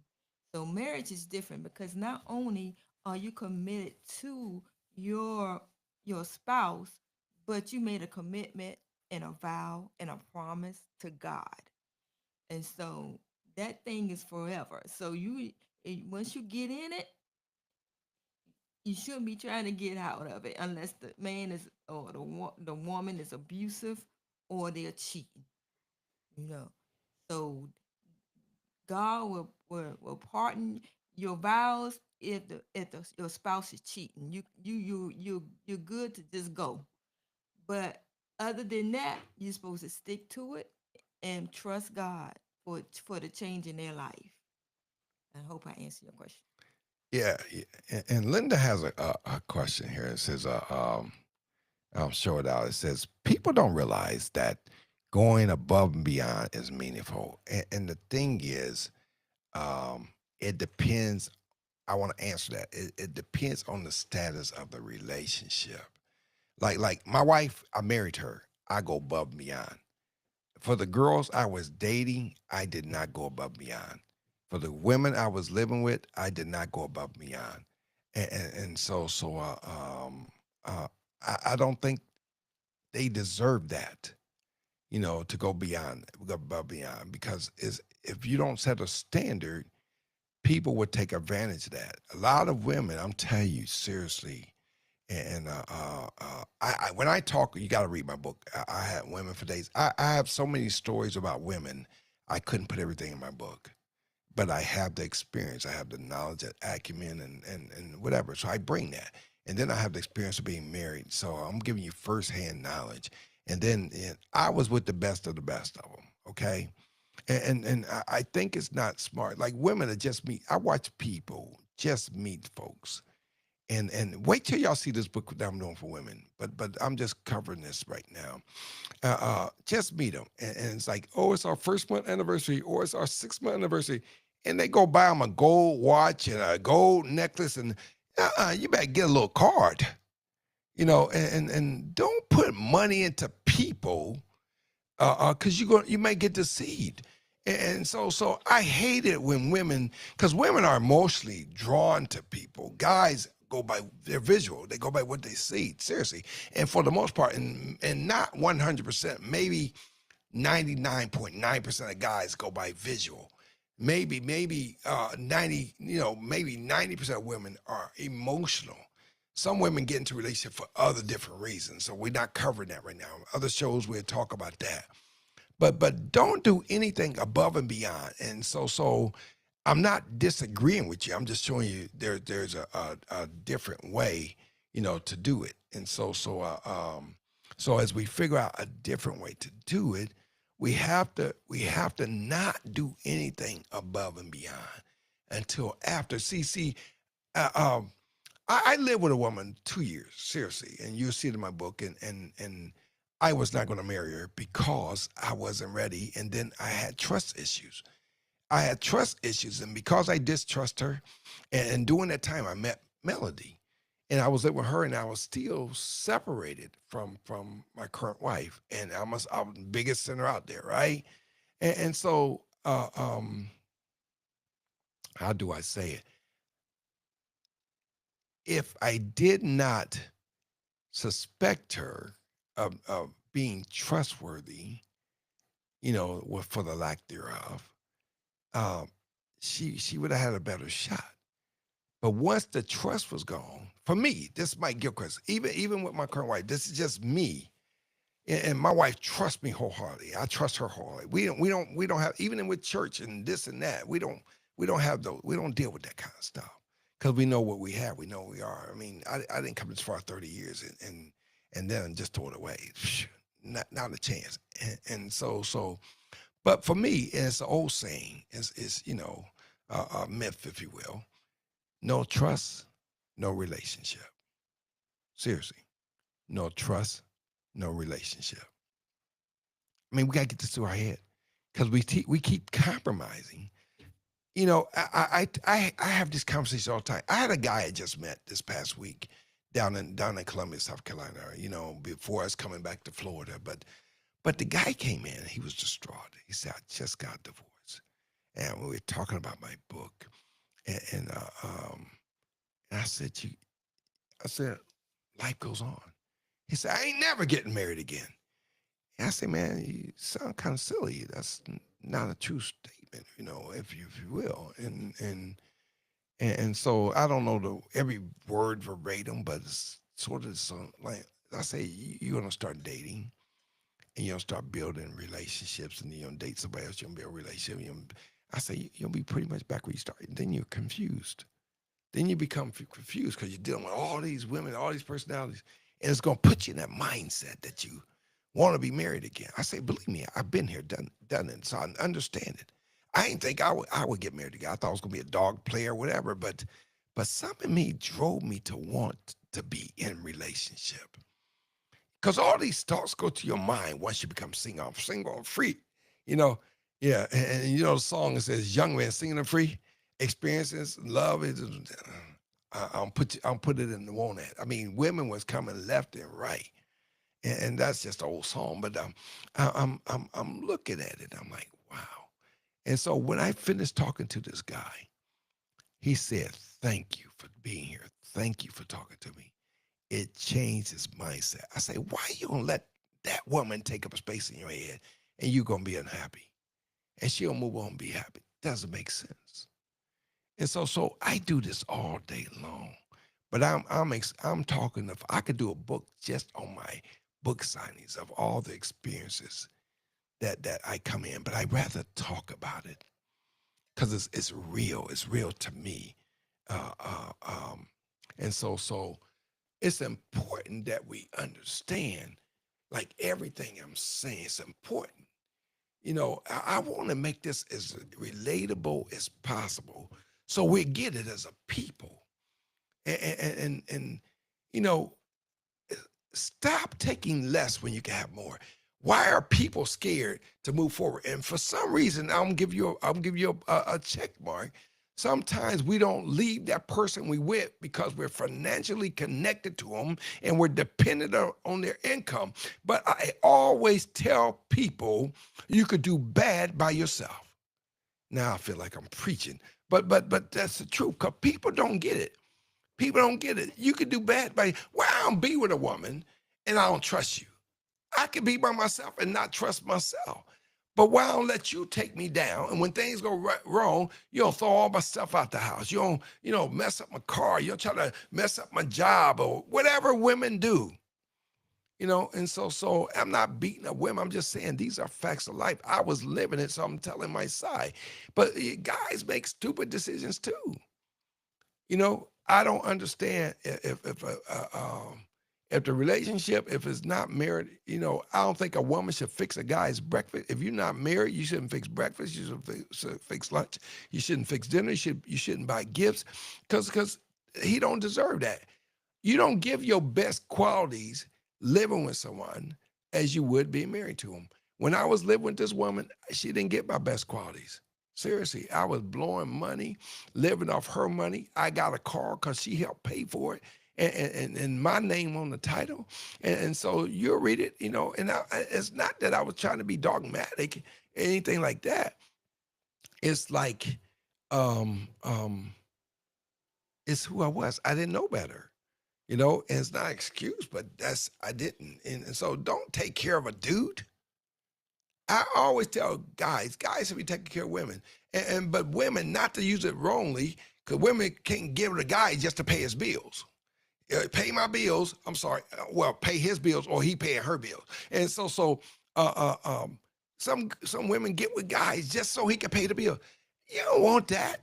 I don't date women like that. I don't mess with. When I was out there, I didn't do that. I wanted the real deal. I didn't want. I am not getting with a gold digger. I don't know why we have gold diggers. I don't get that one. All right.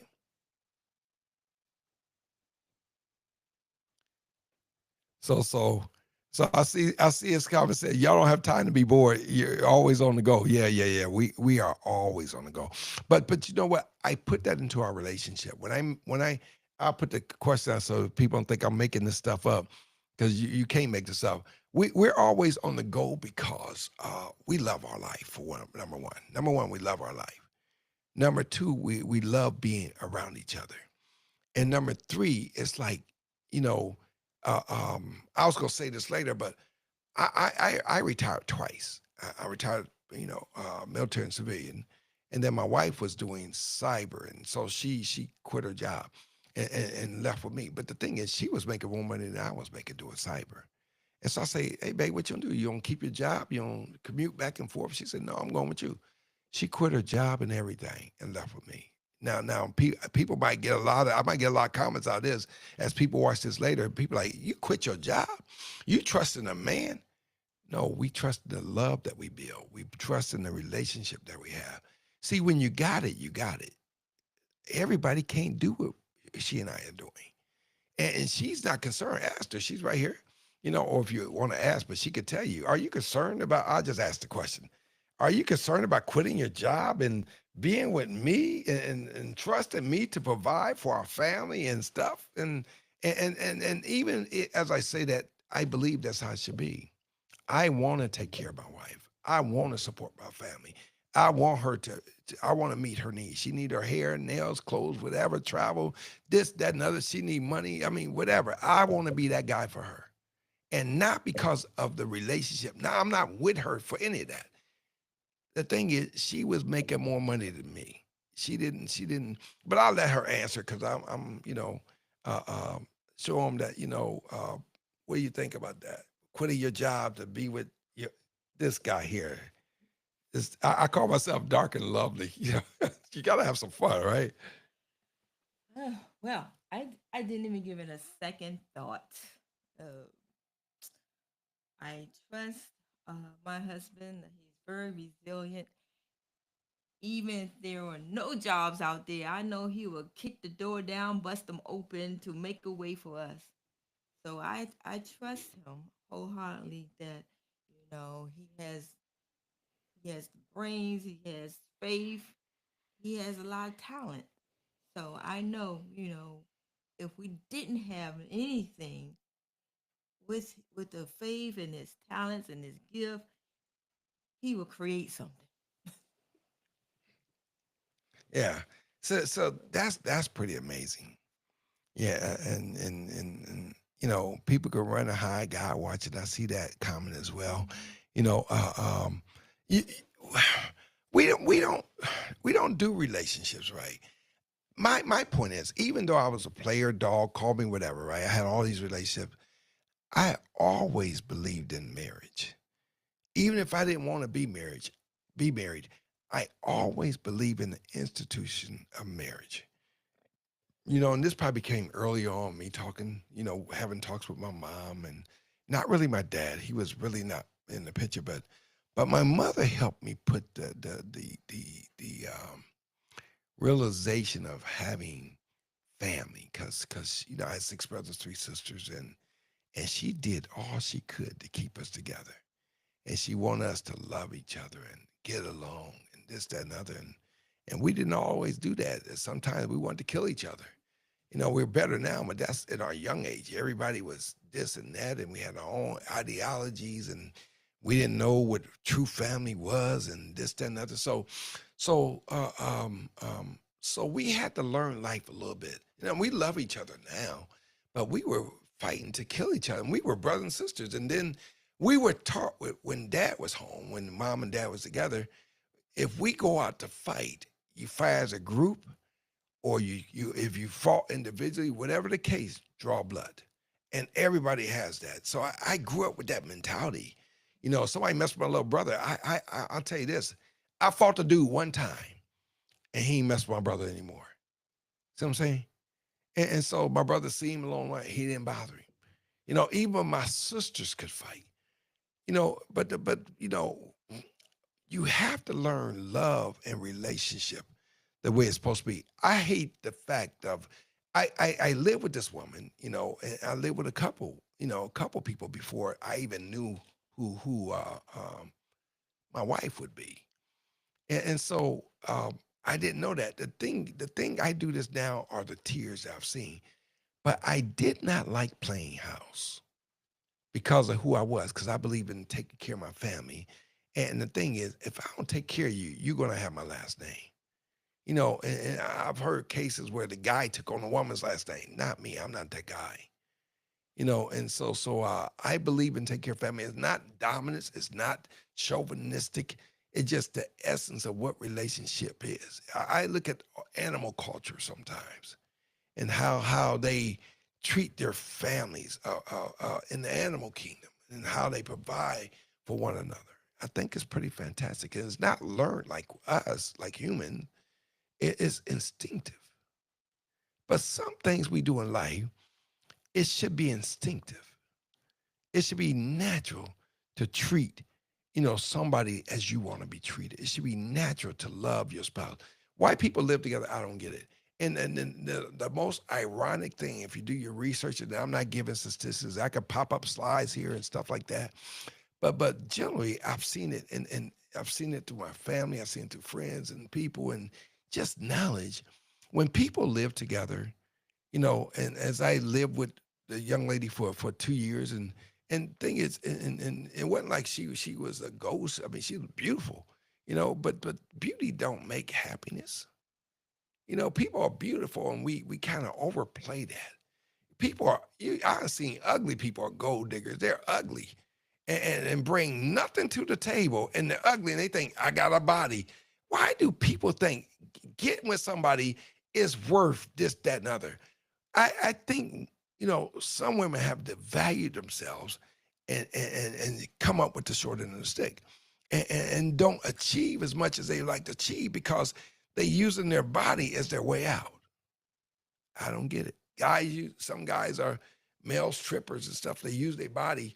It, get old, all that stuff changes, and that's why you supposed to invest, grow into a relationship, such as what I have, and not that you have to emulate me and my wife, but the thing is, it works, and you find something that you can look up to and say, you know what, I want to change how I do this. I tell women all the time. I talked to a woman. I told her, I said, when I was 30, I had women fighting over me. I was just, I didn't even know who my wife was, but they were, I didn't even know Melody at the time. They were fighting over me, and I didn't marry any of them. You know, uh, uh, um, I talk about this stuff in my book saying, I was like, that doesn't make sense. I'm 30, you fighting over me. Why would a woman fight over a dude and you're not invested? You know, if something happened to him, you don't get a dime. And I've been teaching women, I'm like, you don't get married to for what he has. But if you build a relationship the right way, you're supposed to reap the benefits thereof. If you work at a job and the job have these benefits, because I work that job, I'm entitled to these benefits. And so in relationship, there should be entitlements. Not that you have to work and give up your life for it. People have sex to pay electric bill, light bills, to put food in their baby's mouth. Stupid. And there, you got to find another way.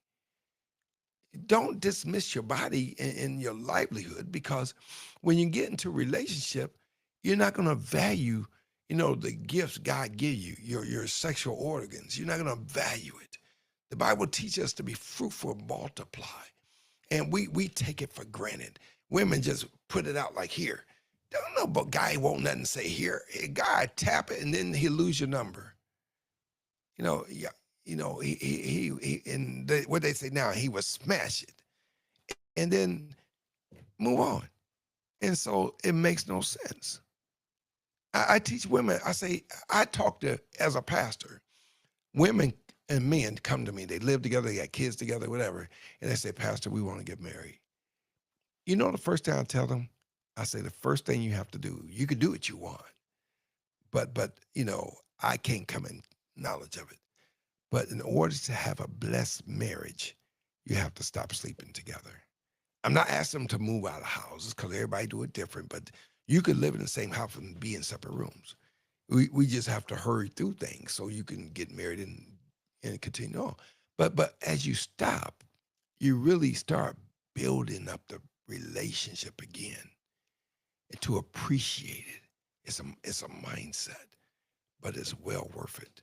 So I'll leave you that because I could go on and on. Everything I'm talking about. I'm going to have other context on here and talk about and going deep, and we can talk about it. Like I said before, I'll start having callers and stuff like that. I'm not doing it on this show. I'm just answering, talking about some of the chat, because I think the chat is good because it helps to move the relationship. Since we're talking about it, we might as well address some things that other people might be going through. So I think this is really important. So this is cool. This is cool. And so let's ask my wife something. And what time is it? We get ready to close as well. Uh, um, so this is like a loaded question. All right. And so I think a lot of people want to know this question. And because people like, how you know. And so before I do that, and I don't care if I go over a little, it says parents. I see this question, it just caught my attention. It says parents nowadays are failing their children because they are not teaching them the right from wrong, right? And I got it. And the thing is, it is sort of easy to blame the parents. It is, and yes, at the same time, it's true. But because we have broken homes, the typical person does not grow up in a two-parent household. And so I'm still going to ask my question, but I'm going to cover this first. And so because of that, the values of man and woman are lacking. And so each child needs the balance of both the parent, the mom, and the dad. And it makes them, give them, yeah, a level effort in going forward. I think people have better relationship that have two parent households. That's normal. Not he's a drunk, not all stuff, whatever. But when it's the relationship's normal, I talk to people and I found out that their relationships is so much better when it's a two parent household. All right, and so the child is more balanced. So I say that, but for the most part, I can't really blame the parents if the child didn't turn out right because a lot of parents don't go to church anymore. And if you look at families today, as of yesterday, people stayed in church. Values are better. Relationships was better. Love was better. Marriages last longer. They respected the past. I mean, just life, the value was so much magnificent, if you will, and manageable, and respectful, and knowledgeable. And so the list goes on. And so a lot of parents, you got kids raising kids. You got teen parents and raising, their child just, just enough, 16 years, 17 years younger. And so, and then they don't know how to parent because they treat their kids as friends and not being the parent. And so it's a lot of things lacking. Plus, like I mentioned, God is missing. So I don't know why parents don't, they stop sending their kids to church because they used to do that. Even if they didn't go, they sent their kids to church. And so kids now, they get into trouble. You see sightings where one child killed another child because they left them in the house. What happened to sending your kids to church? But part of that I know the answer to because you gotta watch the pastor, you gotta watch the deacon, you gotta watch people, other fathers, and that they don't attack your kid. And so you got pedophiles. Pedophiles, number one place for pedophiles is church. And so you can't really send them. So you got to go with them. I mean, it should be a family effort. We could let our kids play games all day long, all night, be on the phone, be on social media all day and night. I've seen stories where social media, I think it's a disgrace, where the child say, I'm mad at my dad. Or the daughter say, I'm mad at my mom, or I'm mad at my dad, or this happened to me. My parents put me out. Or they get out on social media and they say, and some people are reaching out. They may say, I want to commit suicide. I mean, you just never know. Seriously. But I want to ask my wife this other question, and I hope we covered us as a whole. I mean, it's an overview, but it's in depth. Some is intimate, but I think this next question is important. I think people want to know this because they want to know it for themselves. And I get these questions from other people, like people ask me, how do you know? How you know? How you know? This, that, and other. We did a Blacks in Government conference and we did a book signing, but even then I talked to people and folks, single women were coming to my table and they're asking me about relationship questions. So that's why I bring some of this stuff out. And then after I answered those questions, women were sending women to me and say, go talk to this guy, don't talk to this guy. And one lady sent a woman to me and she was married and she didn't know what to ask me. And I didn't know she was married. So I asked the question. And this stuff is just what I do at my book signings. And so I asked the question, and so I bring this, and I hear this again. You hear this again because I think this is important. But women send me women after the life I have. So my life is really impactful going forward the way ahead. I wish I could be in every church out there, talk about relationships. I could wish I could help, couples together. I mean, I'm hoping to, that we could get on track and we're able to do this marriage retreat that's, supposed to be coming our way. So, but I asked her because she just standing there looking at me. Like, how do I talk to this guy? But she wanted me to talk to her. And I'm like, where do I start? So I asked her, I said, are you married or single? And so she said she was single.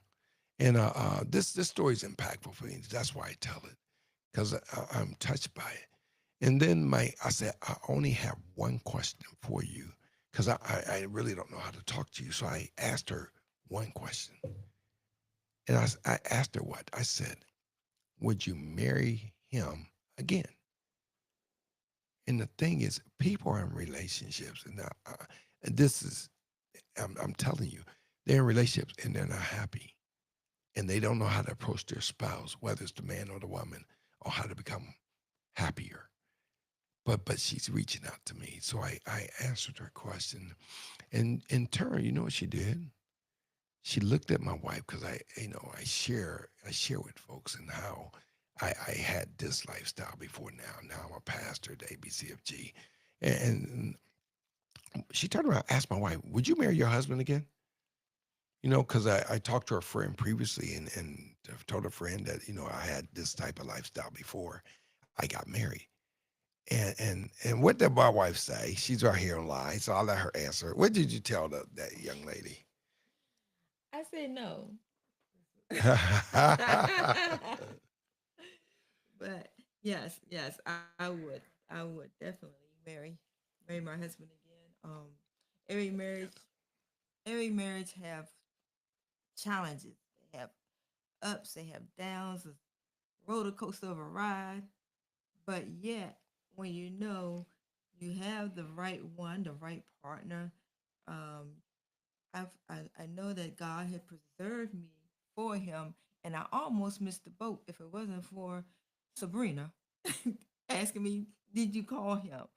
So Sabrina was her coworker, but go ahead. yeah, so I almost missed the boat. But we end up taking her out, thanking her for that that push, that she gave me to call. And so I know that we are just right for one another. We have the missing pieces that each other need to make the relationship stronger and to make us as individuals stronger. So yes, I would. So we complement each other. And the thing is, in my book, I'm not going to tell you here online, but in my book, Sabrina, you're going to see her name in there. Uh, Something about her personally, and me and my wife getting married, we have something in common. And so I'm not going to tell you. You have to go read the book to see. Uh, but it's sort of ironic, and that's why I keep telling you. I say I kind of knew my wife before I actually met her. All right, but getting back to the question that I was going to ask early on, right? How did you know? Because everybody want to know this question, right? And even for themselves, they want to know this question. Like, man, answer this question, and uh, um, ask this question. How did you know that I was the Marion type that you would put your life and say, I would marry this guy? How did you know that? Because women want to know that question. Speak to the mic, but speaking to the mic. I already answered that But question. how did you know I was the Marion type though? And because people want to know that. I already Let's go back again. Okay. So, um, for one, we talked about the children, how you treated your kids. I observed that. I kn- I observed that. I knew that you would take care.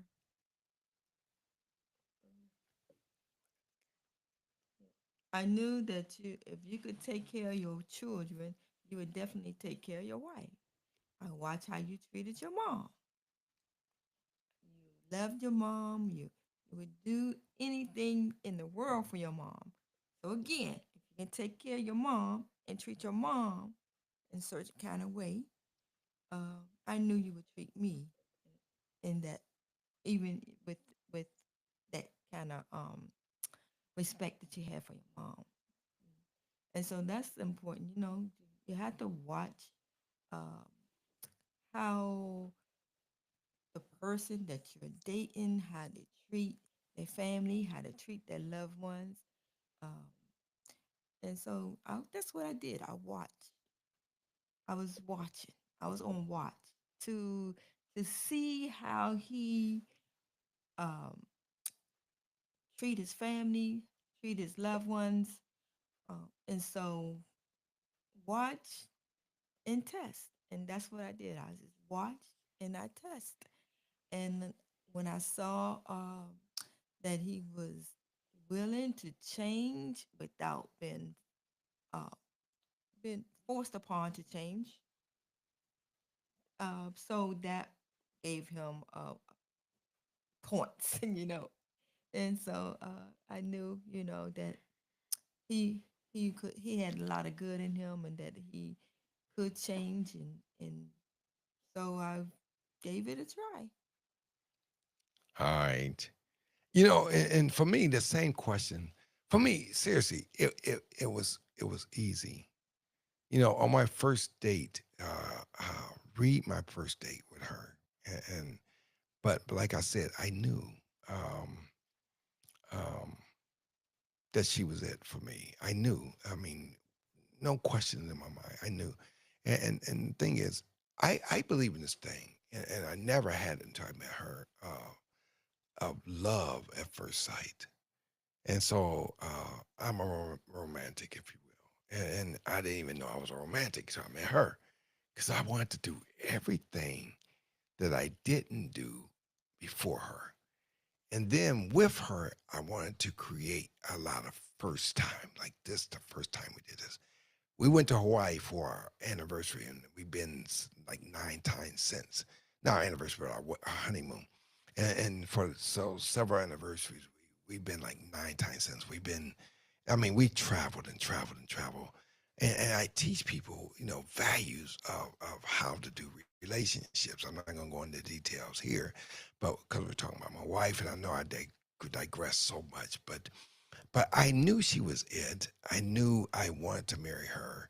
And I knew I would have married her the first day I met her because I knew she was it. Seriously.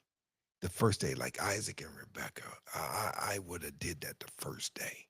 In the Bible, it talks about Isaac and Rebecca. When he met her, he lay eyes on her. And then the Bible says he knew her. And back in the day, they were married. But I would have married my wife on girlfriend time.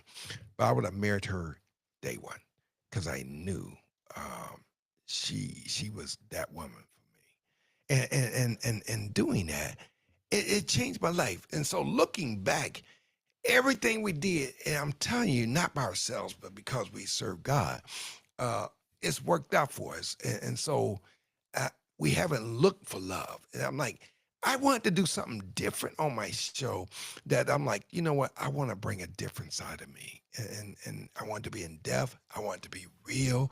I want people to feel it. And because you could feel emotions, you could feel love. People like people and they won't reach out and say, let's go for coffee. Can I talk to you for a minute? Or whatever. If they don't give you the time, move on. Shake it. But the other thing is, she was not attracted to me when I met her.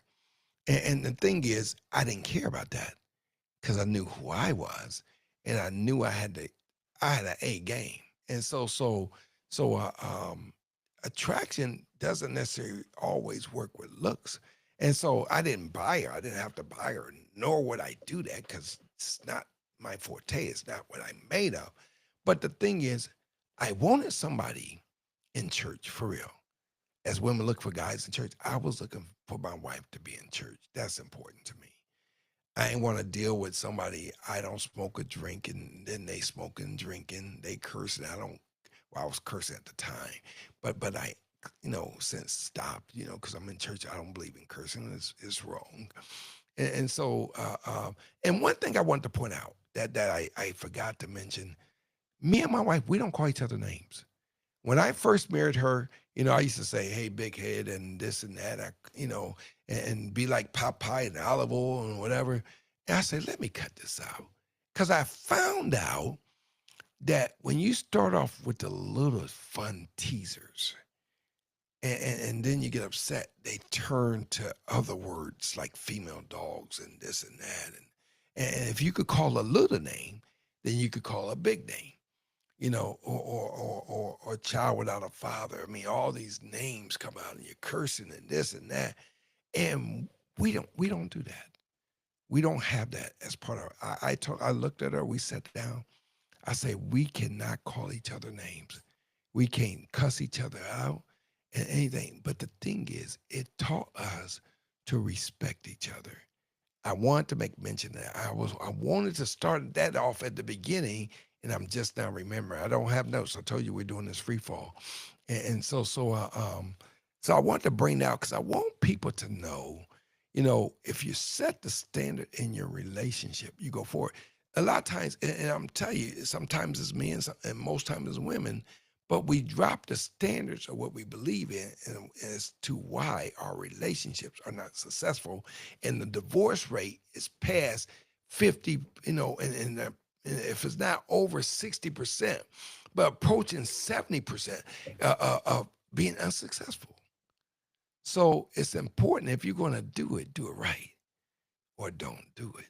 But know your boundaries. Know what you're getting in. Have boundaries centered around. Know your trigger words. If you don't like something somebody say, tell them. Me and my wife, we did that. I don't like that. You got to know. I don't like this. Tell me what you don't like. The first several years of our marriage, and even today, 31 years, well, almost 31 years later, I'm still learning her. Because somebody asked a question today, and now it's coming out. She's still learning me. And then we change over time. I'm not the same person that I used to be. You change. When I first met her and I fixed breakfast, and she's like, I want a little bit of ice, and I like crushed ice. So we had to get a refrigerator so we could get her crushed ice. 'Cause I wanted to be happy. And then she wanted the cube ice, and then she wanted a lot of ice, and then she wanted a little bit of ice, and then it's like wow. And so I just try to go 50-50. And now she gets her own ice because we got crushed. We get our machine, our fridge go ice cubes or crushed ice. And so we just got this fridge. It's doing really well. And but now I'm eating some ice. But I want her to have ice because she want ice. All right.